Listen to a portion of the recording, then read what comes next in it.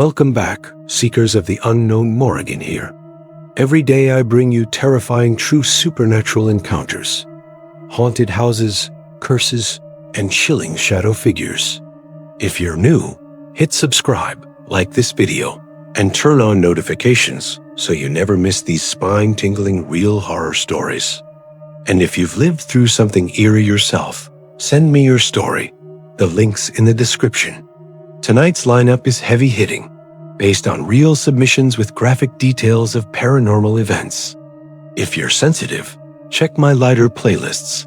But if you crave real scary stories that keep you awake at night, you're in the right place. Buckle up, let's dive into the first one. Our first story today is called The House of Blood.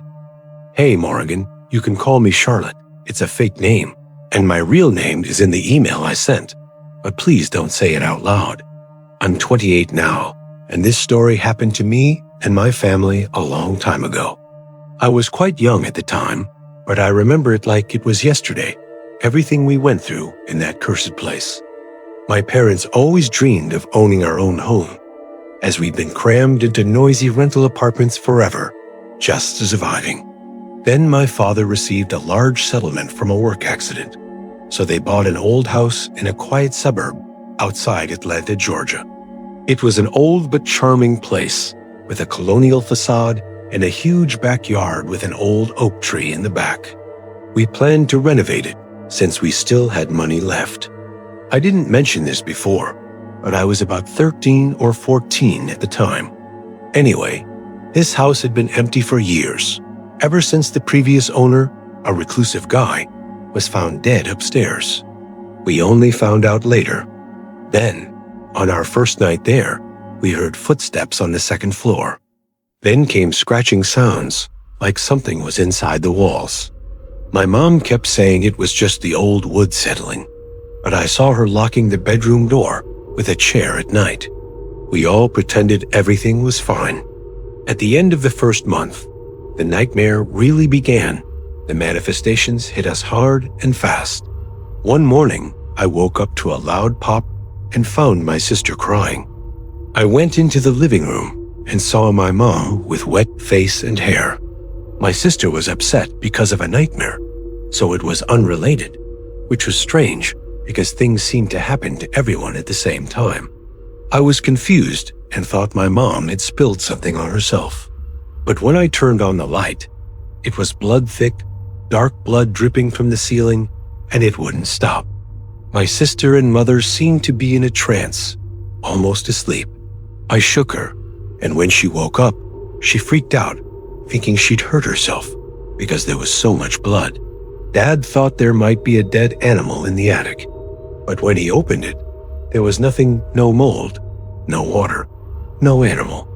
The contractor confirmed there were no pipes there. It was bizarre, and he seemed scared too. After that, the blood started in other rooms. First in the living room, then in the hallway. One night, during dinner, drops fell directly onto Dad's plate. He was startled and jumped like crazy. There was so much blood, as if someone injured was hovering over him. Total chaos ensued. We cleared the table of dishes and rushed to clean it up, but it was useless. Stains remained on the ceiling. We only managed to clean the floor and the spots where it hit, but the source remained. The walls were also stained. Then it spread to the bedrooms. One night, I went to bed and my pillow was soaked. It dripped all day, and I only noticed it when I went to sleep. You know how blood stains set in if you don't clean them up quickly? It ruined the pillow. I had to throw it away. Another time, it landed on my sister's face while she was sleeping. She woke up screaming, covered in blood. And worse, that time it came with bits of something we couldn't identify. It became more frequent, as if there were a decomposing body upstairs. The smell was unbearable, like rust and rot. No matter how much we scrubbed, the floor was filthy by morning. The paint on the walls also began to fade. Once, after visiting Grandma's house, we returned home to find what looked like bloody writing on the wall, but we couldn't read it. The house felt alive, pulsing at night, as if it were breathing. Doors slammed violently, even when locked. Shadows crept through the hallways, and soon voices whispered from the walls indecipherable words that chilled us to the bone. My sister swore she saw a man crawling on the ceiling, slithering through the walls. She trembled just speaking. Morrigan, we tried everything: pastors, priests, healers. Even a psychic came. She took 2 steps inside, fell to her knees, and said the house was a prison. Someone had been murdered there, and the blood was a manifestation. Like the others, she told us to leave. Nothing could fix it. It was too heavy. Our last week was hell. Blood ran down the walls, dripping like hot rain, destroying furniture, mirrors, beds. The house was cruelly expelling us. Another night, I woke with blood running down my face, the smell putrid and strong. I ran to the bathroom, vomiting from the stench. The next day, we fled, leaving everything behind: clothes, furniture, documents. We just wanted to get out alive. We stayed with my maternal grandparents for a while. We returned once to get the essentials, went in and out quickly, but left most of our things there soaked in blood. We ended up selling the land. We learned the house had been demolished. Thank God we hadn't started the renovations. We would have blown the money and been trapped. Thank goodness we started early. Morrigan, this is the story. I hope you'll share it. I researched the history of the property. No explanation. It remains a mystery. A big kiss to you and your viewers. Whoa, folks, can you even picture that nightmare? A house straight out of a horror flick. Bleeding from the walls talk about real-life haunted house terror. I've heard similar blood-dripping poltergeist stories before, like those infamous cases in Georgia, or even the Amityville vibes, but this one's got that personal punch. If you've ever dealt with a creepy old home, or seen something unexplained, drop it in the comments below. Let's get a thread going. Did the blood remind you of any movies? Hit like if this gave you chills, and subscribe for more true scary supernatural encounters. What do you think caused it? A murder cover-up or something darker? Spill your theories. Okay, moving on. Next one is the Envious Aunt. Hi Morrigan, I'm Cameron. That's my real name. But if I need to use other names in the story, feel free to read them as is. I've already changed them. I'm 24 now, but I am still scarred by what hit me between the ages of 17 and 18. It all started when I turned 17. I had no idea my life was about to become a nightmare. It wasn't depression or anxiety. It was deeper, stranger, as if something external was disturbing me. Everything around me tormented me. That's how it started. A nagging feeling that something was wrong. Then the visions hit me, terrifying me. They weren't dreams or imagination. The scenes blurred with reality until I could no longer distinguish reality from delirium. I'm trying to explain it as best I can. Even now, it's hard to put into words. To give you an idea, I'll share 2 incidents so the story doesn't get too long. One day, I was outside my house in Chicago, Illinois, watching my little sister ride her bike. She was laughing, happy, then boom. I saw her lose control, crash hard, and break her neck. Her head twisted the wrong way, blood on the asphalt, her body limp.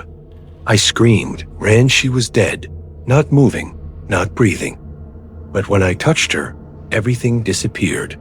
Everything was normal. She was still on the bike, alive, staring at me in fear as I crashed into the asphalt. Nothing, she asked, terrified. Cameron, what happened? What's happening? I was shaking, unable to explain. I was in shock, and scenes like that repeated themselves over and over. Another night, I went to say goodnight to Mom. I opened the door, and there she was, hanging by my neck, her feet dangling, her tongue purple, her eyes fixed on me.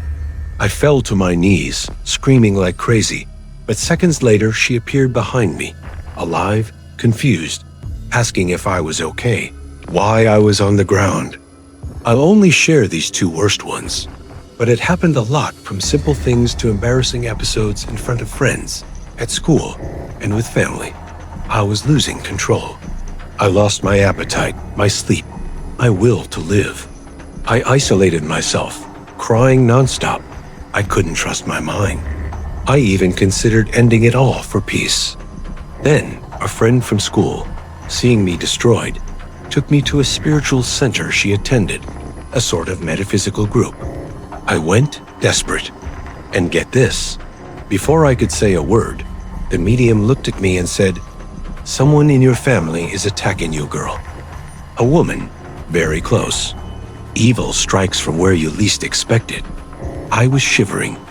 During the spiritual cleansing session, the guides revealed that it was my aunt, my father's sister, who cast a heavy black spell on me out of pure envy.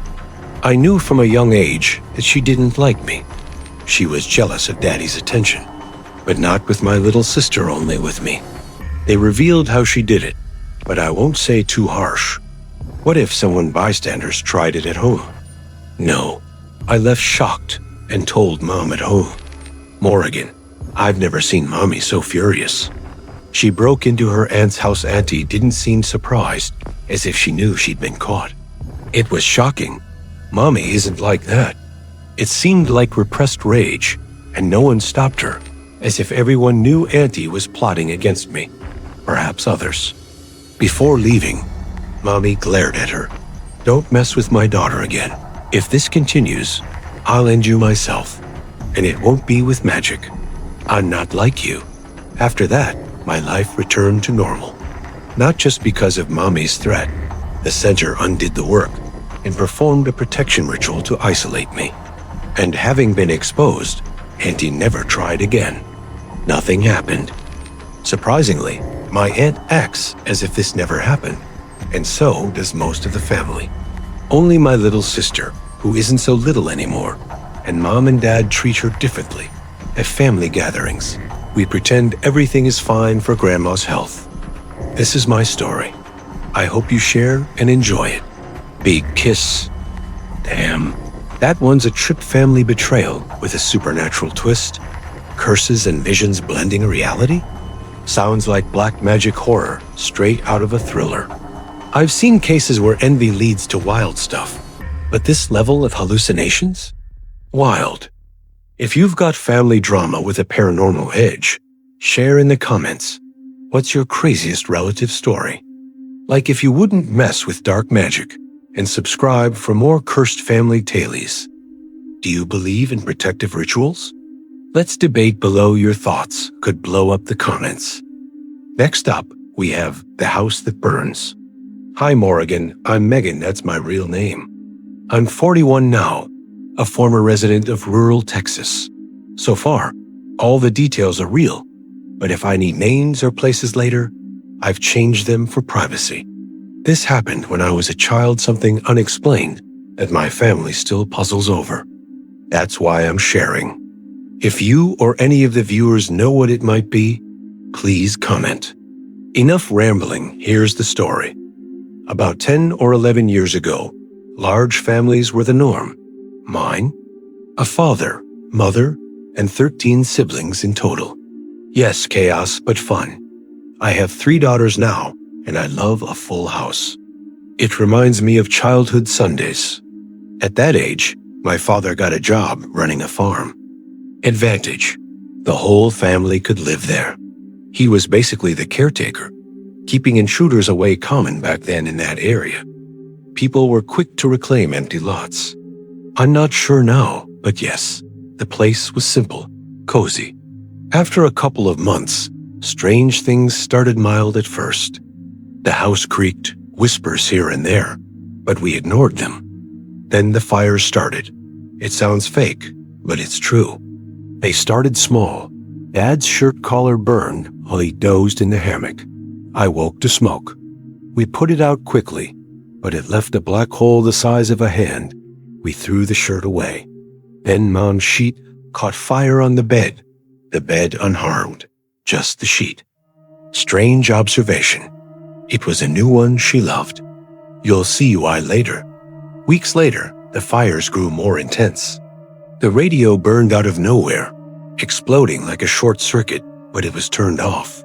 The living room fan caught fire, exploded. We borrowed my arts because of the summer heat, and it was our only one. Dad's hard-won TV burned out quickly. His brother tried to put it out, but it didn't work, only ruining it more. Kitchen things too. A wooden spoon burned in a closed drawer. An open cabinet glasses melted like roasts in the oven. Glass requires insane heat. Over time, the walls darkened with soot stains, like after a fire, but we never saw it happen. Worse, the smell burning hair, roasting meat, a wet cloth sizzling. Minutes later, something caught fire. Mom slept with buckets of water. We kids dressed for bed in shoes ready to run. Constant alert. I noticed a pattern. Fires affected cherished personal items, underwear, pillows, toys, old photos. My sister's new doll, my brother's teddy bear, burned in a closed closet, and clothes untouched. You're probably thinking, why stay? Nowhere to go, we made do. Then visits. On Sunday, Cousin Roseanne came with her son calling him Little Matthew here, then 9. A curious boy, excited for his time at the ranch. The incident happened after lunch. I was washing dishes with Mom when we heard screams. We ran out Matthew on the ground, on fire. No reason, no matches, no alcohol. He was throwing pebbles at the roof, perhaps angry about whatever it was. Flames everywhere. He thrashed, screaming. Water didn't work. Brother tried a wet blanket. Nothing. Dad threw dirt. Nothing stopped him. Tragically, he died. Body twisted, charred. Smell of burning flesh everywhere. Back then, a remote area, no quick help. We arranged transportation to town for the funeral. Devastating? Autopsy? No flammables. Perplexed how he caught fire. Police investigated briefly, no explanation. But we knew. We realized fire could also reach people. House angry about the pebbles? Or demonstrating power? A week later, we left. Dad quit. The family temporarily separated, some with great-grandmother, some with Mom's aunt. Roseanne was furious when she learned why we'd left. We'd remained silent. We never imagined it could happen. Months later, Dad got a job. We were reunited, but it left us scarred. Everyone who saw it is alive, except Matthew. Great-grandparents are gone, but they didn't witness it. Roseanne talks to us now. Sometimes we remember, but we skipped the day of her son's death. I researched the history of the place, and there is no official record zero. That was the disturbing story we shared. I hope you'll share it. If you know about the phenomenon, let me know. A big kiss and success. Holy smokes, literally. Spontaneous fires targeting personal stuff? This screams poltergeist activity or cursed land horror. Reminds me of famous cases haunting where things ignited out of nowhere. Tragic about the kid, heartbreaking. If you've experienced unexplained fires or no fire-starting entities, comment your stories. Like if this freaked you out, subscribe for more haunted rural tales and share if it hit home. What's your take? Was it a demon or something scientific gone wrong? Let's rack up those comments and theories. And finally, we have the shadow behind the boy. Hey Morgan, this isn't my story. It's my aunt's, and her voice still trembles as she retells it. Read at your leisure. I've changed names and locations for clarity and sensitivity. You and the readers will understand why as the story unfolds. My aunt worked as a housekeeper for a wealthy family in a luxurious gated community outside Miami. Florida security at the gates, cameras everywhere, mansions larger than hotels. A large family, a couple with 7 children, all in the best schools, living in style. But something went terribly wrong with the middle son, Henry, then 15. His aunt always said he was quiet, polite, and a good boy, but suddenly he changed. He began to withdraw, spending the day locked in his room, barely eating, and staring at the garden for hours. Depression hit strangely hard. His parents tried therapists, medication, and psychiatrists. Nothing helped. His aunt swore it wasn't just sadness. One day, screams came from his room. She rushed in and found him huddled on the floor, his eyes rolling back, mumbling nonsense, scratching at the walls as if he were seeing horrors. She suggested his mother see a pastor she knew for prayer, but his mother said there was no religion in her house, saying it was just stress from school, that he was like this because they were pressuring him to pass the university entrance exam at 15 and start college at 16. His aunt wonders if a family curse had struck him, or if he was targeted, or perhaps he dabbled in the occult out of curiosity. Anyway, after that incident in his room, Henry's condition worsened. He no longer spoke, shuffling his feet, his eyes always fixed on empty corners as if he were seeing something invisible. One day, her aunt was cleaning the vast outdoor terrace high above, overlooking a steep drop, but the wall was low and unsafe. She saw Henry walking slowly toward the edge. His gait was strange, as if being pulled. His arms were limp, his eyes fixed, reluctant. She considered calling out to him, but he was so slow she couldn't imagine what would happen. She went back to work. Seconds later, she looked again. He was inches from the edge. Then she saw something behind him that froze her from head to toe. A horrific figure, thin as a corpse, his body twisted, his skin dark and gray. Almost human, but not. Like a living shadow glued to him, an inverted mirror. In the blink of an eye, the figure pushed him over the edge. She screamed, ran, but it was too late. The drop was steep. She only saw the mutilated body below. Police and doctors were called. The family was utterly shocked. Suicide was declared probable crisis, but her aunt knows what she saw. She's never officially revealed it. Who would believe her? It took her a while to tell us. We think she delayed telling us because the suicide haunted her. She saw the shadow push him. It wasn't intentional. That's the story. A bit heavy, but I hope you'll share it. Kisses to me and my aunt. If you highlight it, I'll show it to her. Wow, a dark entity pushing someone? That's the ultimate encounter with a dark entity. It gives me chills just thinking about possession horrors, like The Exorcist. Usually, they seek medical help first, as they should, but dismissing spiritual help, right?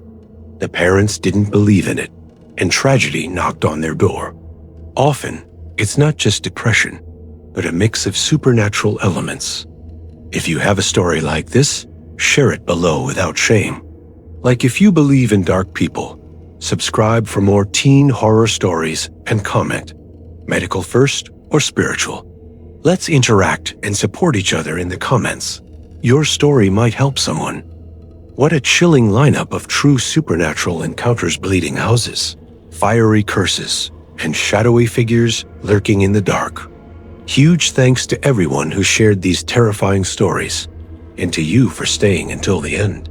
If you felt the chills, hit like, subscribe for more drops of true scary stories, and comment your scariest moment or personal experience.